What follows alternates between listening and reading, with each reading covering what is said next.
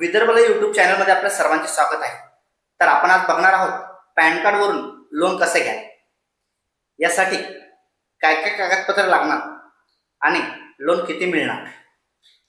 तर यासाठी तुम्हाला हा व्हिडिओ संपूर्ण बघावा लागेल। तर सर्वात आधी आपण जर चॅनलवर नवीन असाल तर सबस्क्राइब करायला विसरू नका।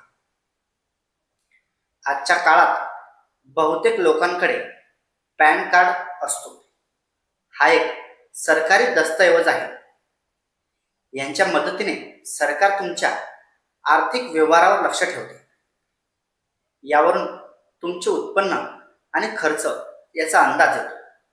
याशिवाय सरकारने पॅन कार्डवर व आधार कार्डशी लिंक करणे आता अनिवार्य केले आहे। याच्या मदतीने तुम्ही कर्ज देखील घेऊ शकता। कर्ज घेण्यापूर्वी बँकचा व्याजदर आणि EMI सह सर्व आवश्यक माहिती मिळवणे हे अत्यंत गरजेचे आहे, जेणेकरून तुम्ही नंतर पश्चाताप करायला नको। कारण कर्ज फेडण्यासाठी तुमच्याकडे अनेक पर्याय असतात।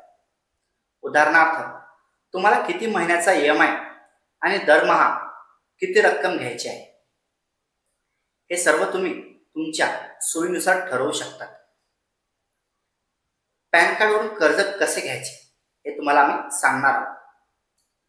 तुमच्याकडे पॅन कार्ड आणि आधार कार्ड दोन्ही असणे आवश्यक आहे। दोन्ही कार्ड एकमेकांशी लिंक केलेले असावेत। जर दोन्ही कार्ड लिंक असतील तर 24 तासात तुम्हाला कर्ज मिळू शकते। पॅन कार्ड शिवाय पर्सनल लोन मिळणे खूप कठीण आहे।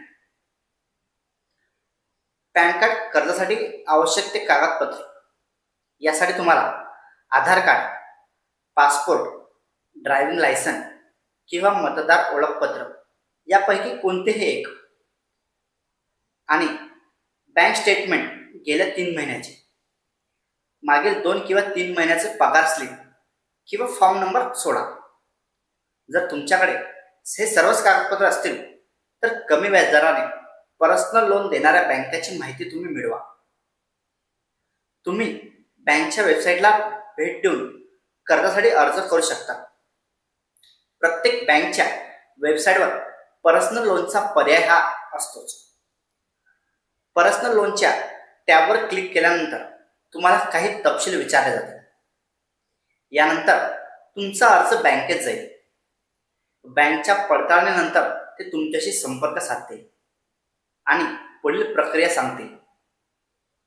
तर हा व्हिडिओ तुम्हाला कसा वाटला कमेंटमध्ये नक्की सांगा।